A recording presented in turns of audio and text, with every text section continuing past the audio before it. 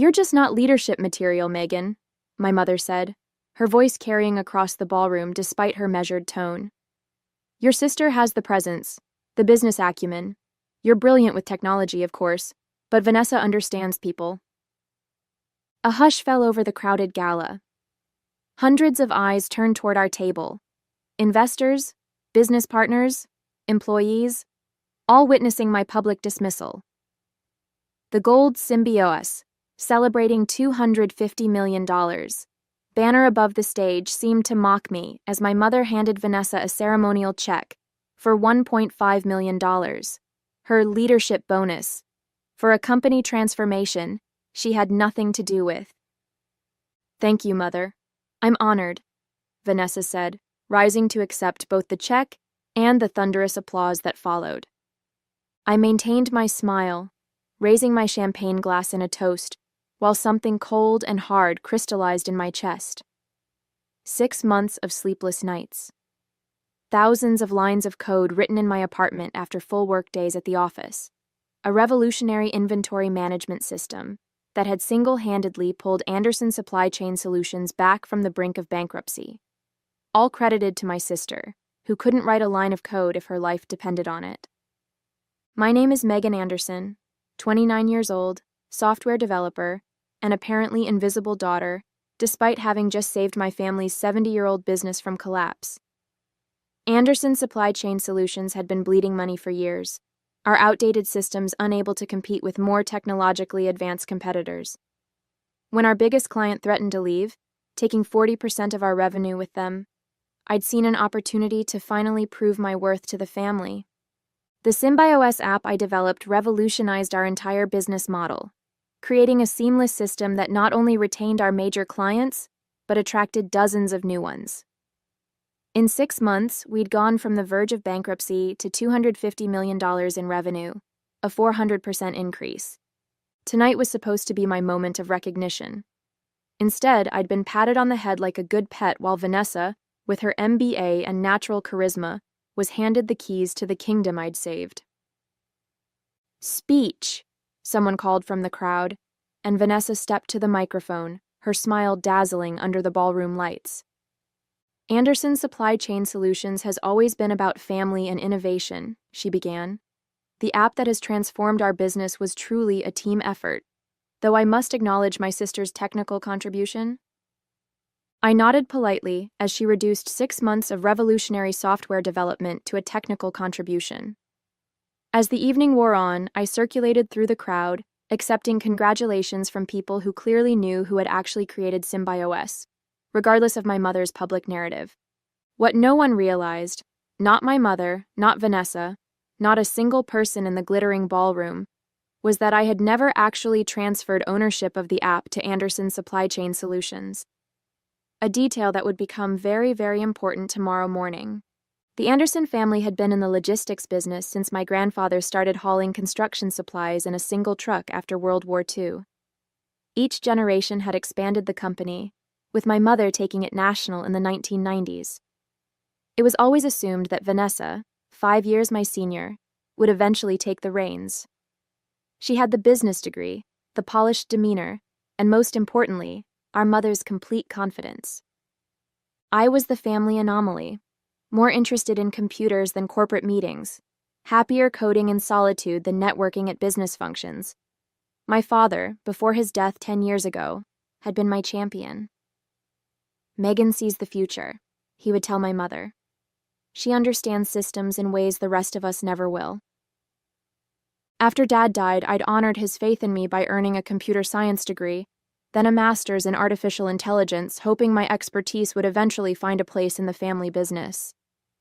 But when I returned with my credentials, Mother had relegated me to the IT department, a support role, maintaining our outdated systems rather than transforming them.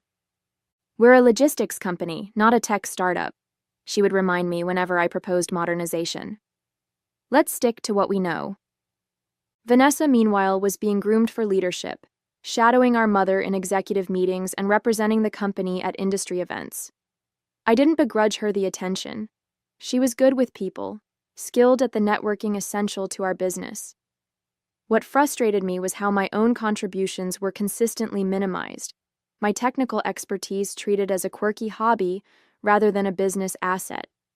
6 months ago, when our biggest client threatened to leave, citing our antiquated tracking systems, I'd seen my opportunity. I approached Mother with a proposal. Give me 6 months to develop a proprietary app that would revolutionize our supply chain management. We don't have the budget to hire a development team, she'd said dismissively. You don't need one, I can do it myself. She'd laughed at that, actually laughed, before Vanessa intervened. Let her try, Mother.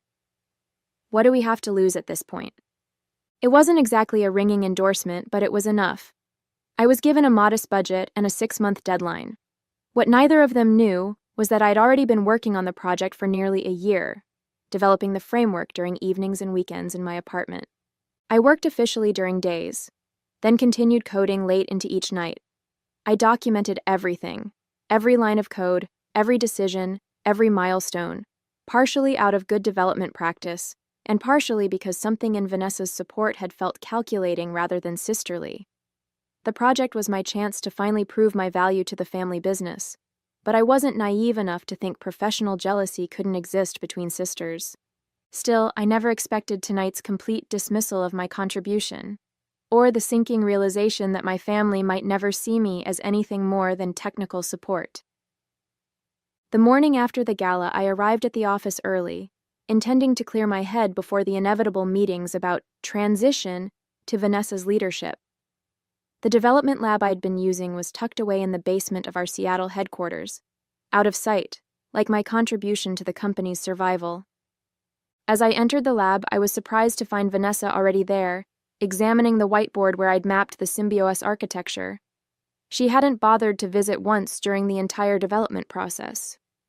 Morning, I said, setting down my laptop bag. Admiring your handiwork? She had the grace to look momentarily embarrassed. Don't be like that, Meg. Last night was business, not personal. Taking credit for my work is pretty personal from where I'm standing. Vanessa sighed, perching on the edge of my desk. Look, I know you did the technical heavy lifting, but Mother's right. This company needs a face people trust, someone who speaks their language. The clients relate to me. And that justifies the bonus, the promotion, acting like you had anything to do with developing the app that saved the company? The app is company property, developed by an Anderson employee for Anderson Supply Chain Solutions, she said, her tone shifting from conciliatory to businesslike. Your salary was compensation for that work, just like any other project. The words hit me like a physical blow, not because they were cruel, but because they revealed how completely my family misunderstood both me and modern business realities. They genuinely believed the app automatically belonged to the company, to them, simply because I was an employee and an Anderson. I wanted to give you a heads up, Vanessa continued, apparently interpreting my silence as acceptance.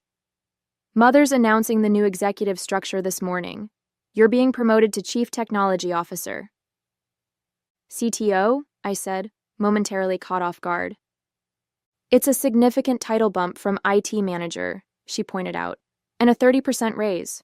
We recognize your contribution, Meg, truly.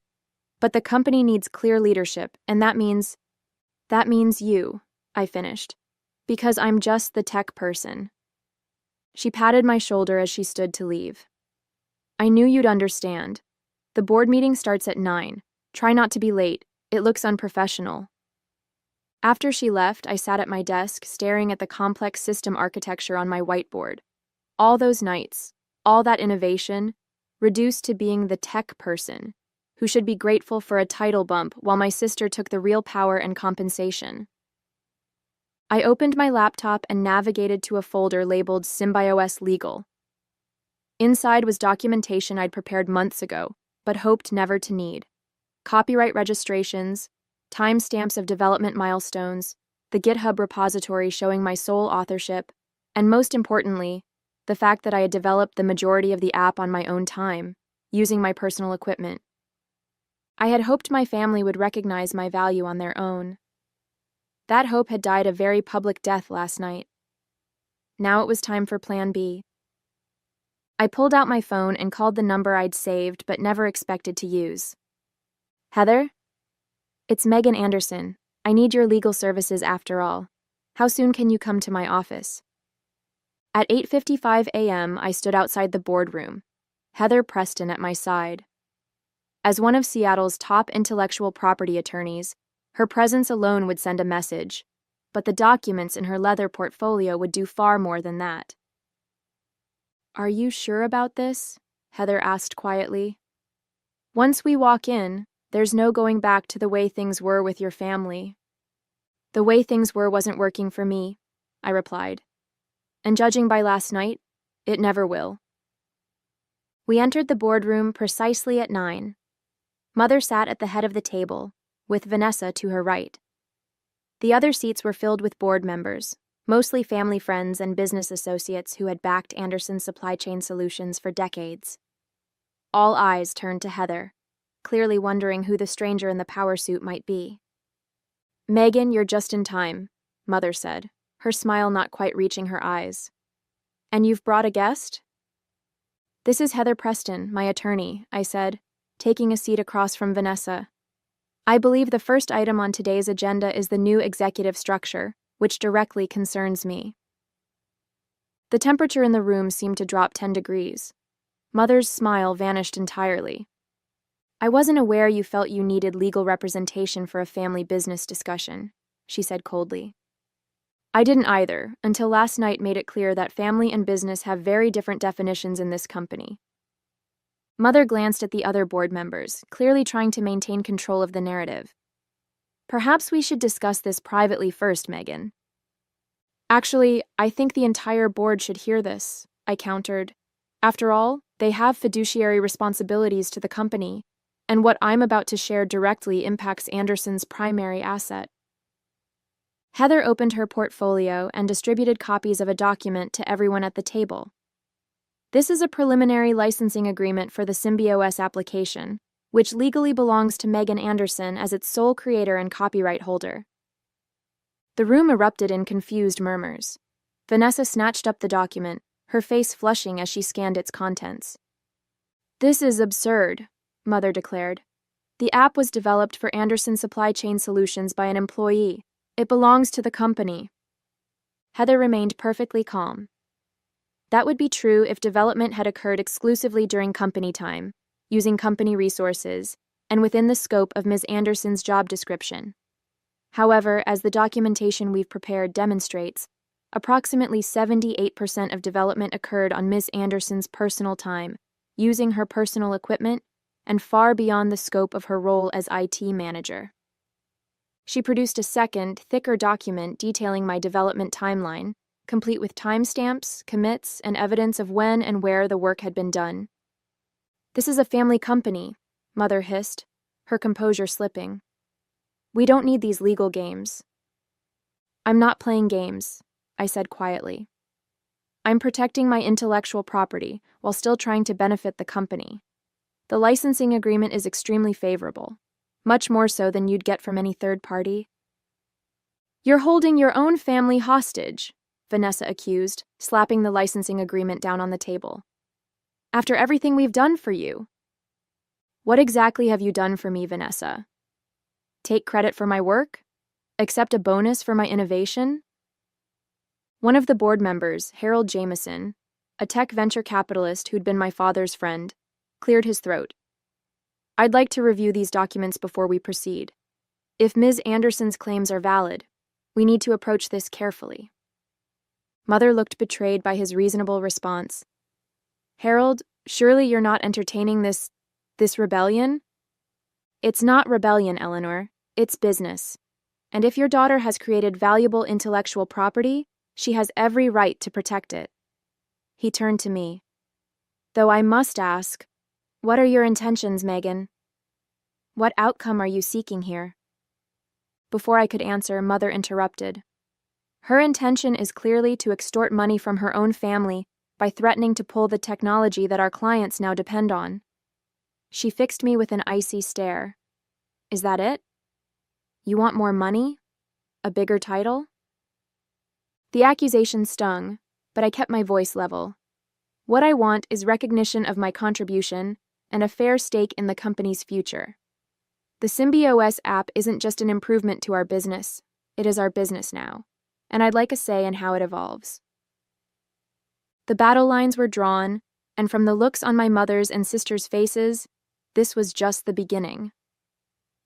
The emergency board meeting stretched into the afternoon as Heather methodically presented evidence of my ownership rights. Harold and two other board members with tech backgrounds asked pointed questions, clearly taking the matter seriously, while Mother and Vanessa grew increasingly hostile. Even if, and this is a substantial if, Megan has some technical claim to the software, withdrawing it now would destroy the company, Mother argued. That would hurt everyone, including Megan herself. This is nothing but a tantrum because she wasn't named CEO. I'm not threatening to withdraw the software, I clarified for the third time. The licensing agreement ensures Anderson Supply Chain Solutions can continue using SymbiOS without interruption. I'm simply establishing that I own the intellectual property and should have appropriate compensation and authority over its development. Which conveniently undermines the leadership structure announced last night, Vanessa pointed out. If you control the app that runs our entire operation, you effectively control the company, regardless of titles. There was truth in her observation, which was precisely why my family should have considered these implications before dismissing my contribution so completely. Harold called for a brief recess, and the board members filed out, leaving me alone with Heather in the conference room. Through the glass walls, I could see Mother and Vanessa in intense conversation with the company's general counsel, who had been hastily summoned mid-meeting. They're going to counter with something, Heather warned. Stay focused on your primary objectives. When the meeting reconvened 30 minutes later, Mother's expression had shifted from outrage to calculation, a look I recognized from countless business negotiations I'd witnessed growing up. She was pivoting to a new strategy. After consulting with counsel, we acknowledge that Megan may have certain rights regarding the SymbiOS application, she began, each word clearly painful to utter. In the interest of family harmony and business continuity, we're prepared to offer a generous settlement. The company's attorney distributed counter-proposal documents, a one-time payment of $5 million in exchange for complete transfer of all rights to the application. This is 5 times the bonus awarded to Vanessa, Mother pointed out, a clear recognition of your technical contribution while allowing the company to move forward under stable leadership. $5 million was significant money, life-changing for most people. But SymbiOS wasn't just code. It was my vision for transforming not just Anderson Supply Chain Solutions, but potentially the entire logistics industry. The app I'd created was worth far more than $5 million, both financially and strategically.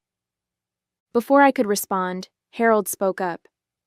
I've reviewed the technical documentation, and I have to say, Megan's work goes well beyond what I'd consider a standard employee contribution. This isn't just an app. It's a complete reimagining of how logistics can function in the digital age. Several other board members nodded, and I felt a surge of vindication at finally having my work understood. However, Harold continued, fragmenting ownership of such a critical system creates untenable business risks. If we're acknowledging Megan's ownership, then we need to address leadership directly. Meaning what exactly? Mother asked sharply. Meaning we should consider whether our traditional leadership succession plans still make sense given this new reality. The implied suggestion, that I might be better suited to lead the company than Vanessa, hung in the air. To my surprise, 2 other board members voiced immediate agreement. Mother's face hardened. This board does not dictate family succession. The Anderson family maintains controlling interest, and we have decided— Actually, the company's attorney interrupted, looking distinctly uncomfortable. If the SymbiOS intellectual property is determined to belong to Megan personally, and given its critical nature to operations, the controlling interest question becomes complicated.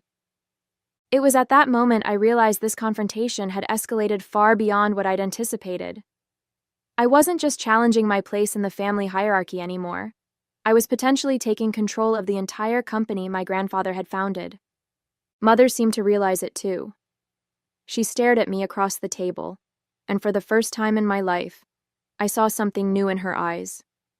Fear. The meeting adjourned with tension thick enough to cut. Mother requested 24 hours to consider the situation before reconvening, and the board agreed. As everyone filed out, Vanessa caught my arm. "What exactly are you trying to accomplish?" she demanded, her voice low. "Humiliate Mother? Take over the company? Get revenge because I got a bonus?" "I created something valuable and I want proper recognition for it," I replied evenly, both financially and in terms of decision-making power for the technology's future. "So it's not enough to be CTO? You want my job too?" I pulled my arm free. "I never asked for your job, Vanessa, but I did earn a seat at the table where decisions about my technology are made. If that threatens you, maybe you should ask yourself why." She stepped back, her expression hardening. "You have no idea what you've started. Mother won't just hand over control of this company, not even to family." I'm starting to think I was never really considered family in the first place, just the weird tech person you keep in the basement until you need something. The hurt that flashed across Vanessa's face was genuine, making me regret the harshness of my words despite their truth. Before she could respond, her phone buzzed with a text. She glanced at it, then gave me a look I couldn't interpret. "Mother wants to see you, alone. Her office, 15 minutes. After Vanessa left, Heather expressed concern about me meeting Mother without legal representation, but I assured her I could handle a family conversation. "Text me if you need backup," she insisted before departing. Mother's corner office overlooked the Seattle waterfront, the Space Needle visible in the distance on clear days. She stood at the window when I entered, her posture rigid with tension. "Close the door," she said without turning. I did as instructed, then waited. The silence stretched between us until finally Mother spoke, still facing the window. "Do you know what your grandfather started with? One truck. One. He drove it himself, delivered construction supplies all over Washington state, slept in it when necessary." She turned to face me. "He built this company with his hands, his determination. Your father expanded it through relationships. He knew everyone in the industry, remembered their children's names, sent cards on birthdays." "I know the family history." "No, you don't," she cut me off sharply. "You know the sanitized version we tell at company events. You don't know how many times we nearly went under.